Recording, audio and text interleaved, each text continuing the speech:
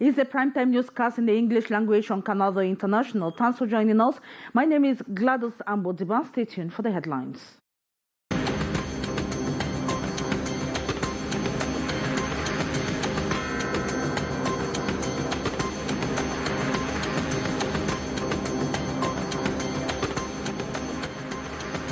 A notorious gang of thieves that have been terrorizing the population of Kwambang and Mimboman neighborhoods in the nation's capital, Yaoundé, have been arrested by the police. They were presented today alongside other suspects involved in kidnapping and scamming. That was in the nation's capital, Yaoundé. Birth registration in Cameroon is a big challenge.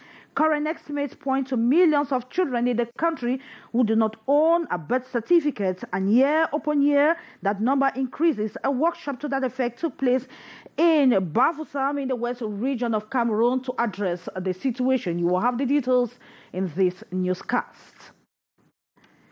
Since the poaching of more than 300 elephants in the Buban-Jinda National Park in 2012, governments of the Central African sub-regions have vowed not to witness a repeat of that incident.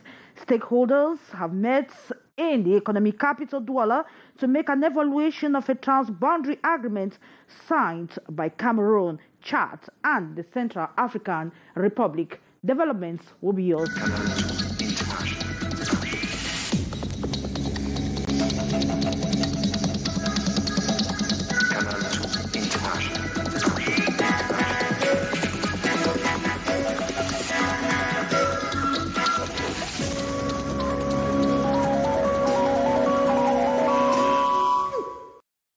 Good evening and welcome to this edition of the newscast in the English language. We begin with this human interest story from the nation's capital, Yaoundé, where a notorious gang of thieves that have been terrorizing the population in the neighborhoods of Mimboban and Kwambang have been nabbed by the police. The culprits were presented by the judicial police in the nation's capital, Yaoundé, to the press alongside others involved in scamming. The details with Hysen Chia from the nation's capital.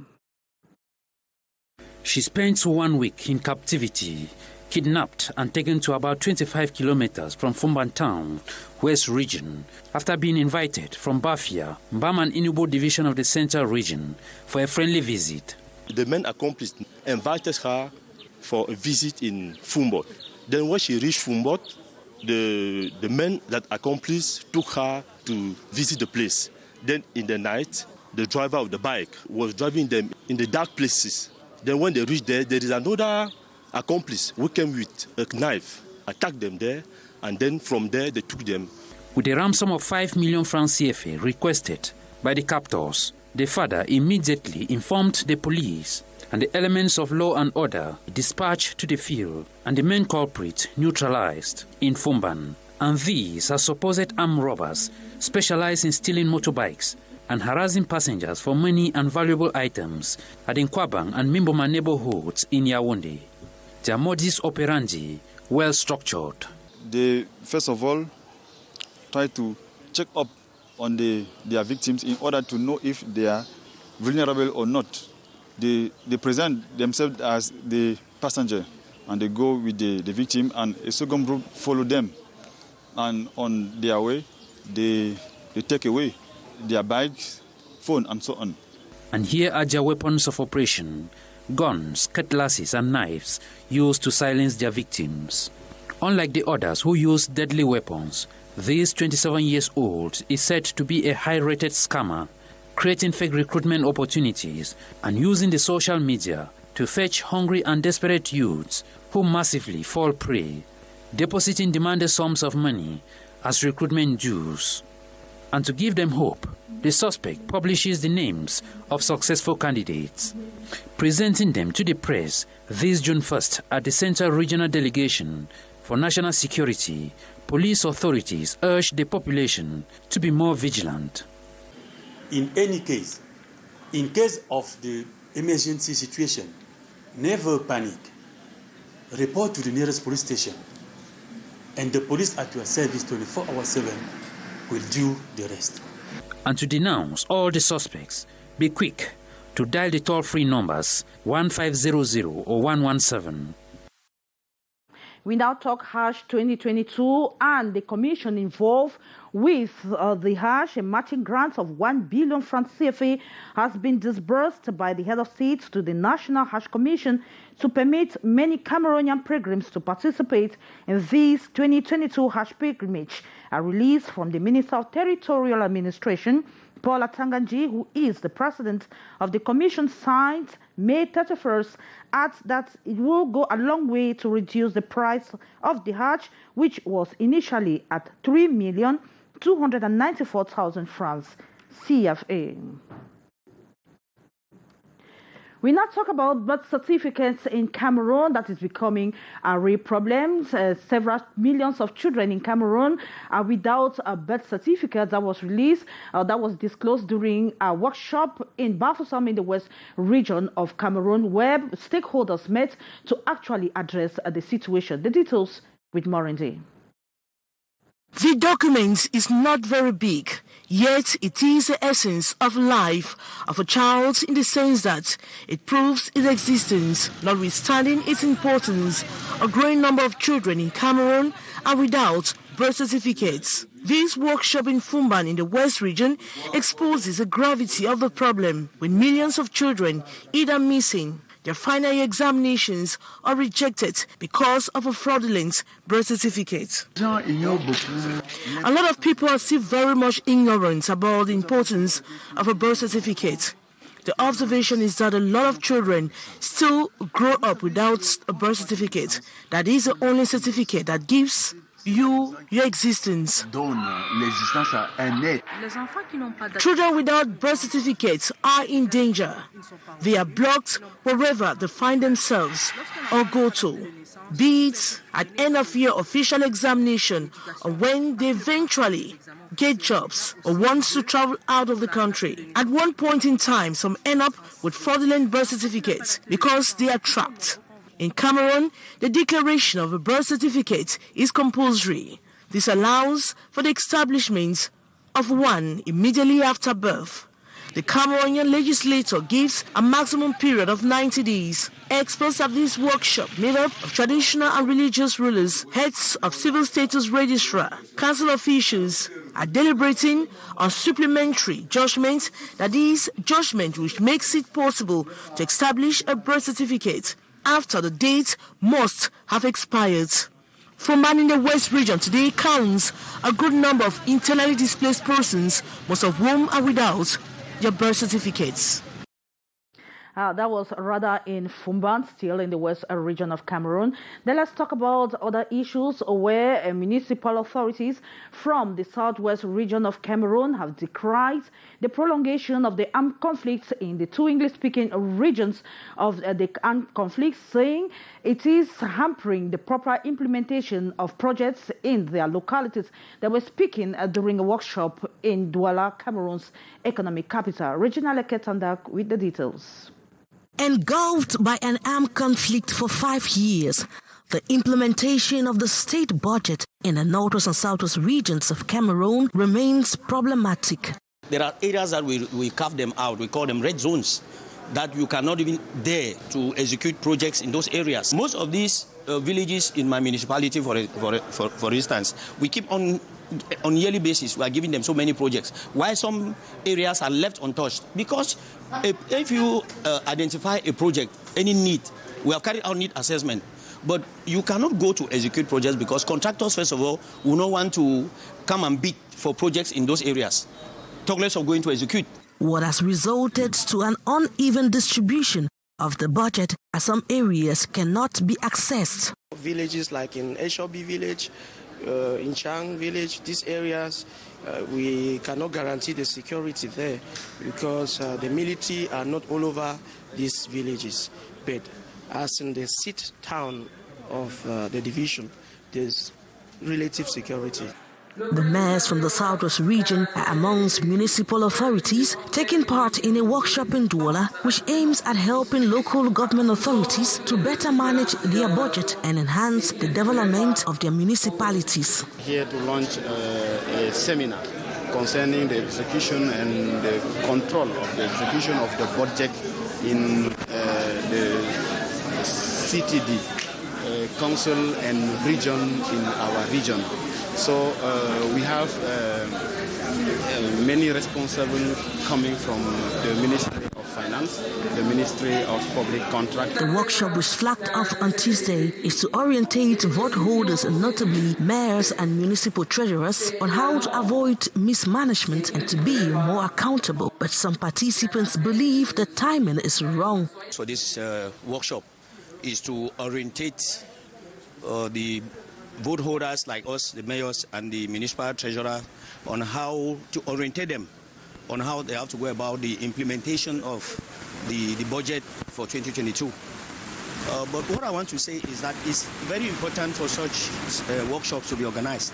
But one of the challenges is that the timing is not the best. A similar workshop is taking place in all the 10 regions of the country. We shall be coming back to that report in our subsequent newscasts with a good sound quality. Let's talk about other issues, that is the upcoming African Child Day in Cameroon. That is week-long activities that have been launched, eliminating harmful practices affecting children, policy and practices to since 2013 is actually the theme that has been retained for the African Child Day. Week-long activities were launched in the nation's capital, Yaoundé, by the Minister of Social Affairs, Pauline Irene Ngene. The details with Osmo Kusumi from Yaoundé. No to child abuse, children discrimination and forced labor. The messages sent to Cameroonians by these primary school people during the launch of the second edition of Cameroonian Children's Week and the 32nd edition of the Day of the African Child. They strive to fight against violation and abandonment that have rendered many of them vulnerable. The child is an important target population for our ministry, so we're putting really an emphasis to make sure that what we're saying here will be applied.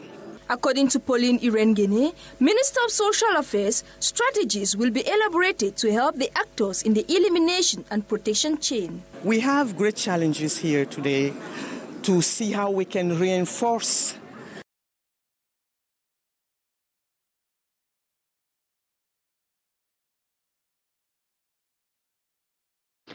the role of communication in the implementation of the Cameroon National Development Strategy for 2030 has been highlighted. This was during a meeting in the nation's capital, Yaoundé. We have the details with Beatrice Gamo. The Yaoundé conference is around three main issues: the operationalization of the virtual news agency, the optimization of digital communication of the public communication service, and the development of communication and the performance of the National Development Strategy, NDS-30. Officials of the Central, Devolved, and External Services of the Ministry of Communication, extended to bodies under the ministry's technical supervision, are working under the theme the contribution of public communication service in the implementation of national development strategy. Offers an opportunity for the mobilization and participative consultation of human resources placed at strategic and intermediate levels of the administrative ladder around the major orientations of the ministry. To respond to this, focus is on communication for social development. The major areas being the creation of resource centers for the collection and treatment of socioeconomic information at the local, national, and regional levels. The putting in place of technical conditions for access to the different actors and population, and the promotion of information exchange, ensuring the participation of the population to the initiatives and development programs. In this perspective, therefore, the development of mechanisms and proximity communication tools, particularly community radios, constitutes a priority. These are the main lines or thoughts for which I expect concrete advocacy and recommendations at the end of our work. The public communication service have the role to assure leadership in giving great echoes in missions of general interest. The annual conference ends this Wednesday. Since the poaching of more than 300 elephants in the Bumba-Jida Park in 2012, government has vowed not to witness a repeat of the same situation. Stakeholders met in Douala, Cameroon's economic capital, to make an evaluation of the transboundary agreement signed between Cameroon, Chad, and the Central African Republic. The details were originally Ketandak. In what remains as one of the most devastating attacks on Cameroon's wildlife, about 300 elephants were slaughtered in Cameroon's northern region at the Bumba-Jida National Park in 2012. Transboundary poaching had crossed the red line, and it was time to fight back. The Republic of Cameroon, Chad, and Central Africa agreed to come into an agreement, and they signed an agreement which is a transboundary agreement for fight against poaching. The three-party agreement was preceded by a protocol laying down modalities. The goal of the agreement is to fight against transborder poaching. We have had support from our partner, the GIZ, who has been there from the inception of the tripartite agreement and after the signing of the specific protocol, which supervises the bilateral agreement between Cameroon and Chad, and the tripartite agreement between Cameroon, Chad, and the Central African Republic. The boundaries of the park, two projects flagged off in 2015, supported by the German International Corporation, the GIZ, what has marked a turning point in the life of the park. When we started this activity with two projects in 2015, the population of wildlife was on a rapid decline due to poaching and transhumance. But since we began implementing the anti-poaching strategy, we've been able to restore the population of animals at the Bumba-Jida National Park. We have also observed a change in animal behavior. Animals that were difficult to see at the beginning are now present.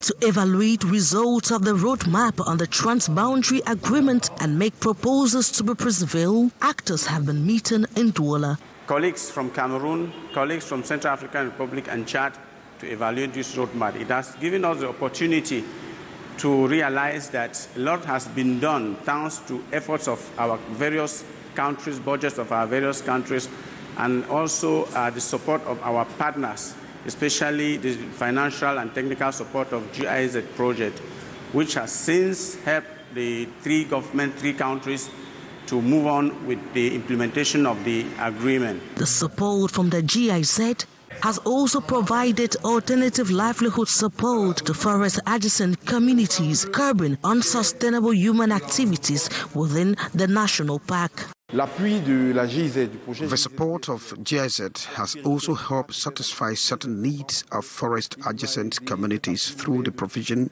of alternative livelihood support. This has gone a long way to curb unsustainable human activities in the park. From here, the resolutions will be submitted for presentation at the Ministers' Conference this July in Brazzaville. Top amongst the recommendation is the creation of an anti-poaching brigade between the three countries, following positive results of the brigade between Cameroon and Chad.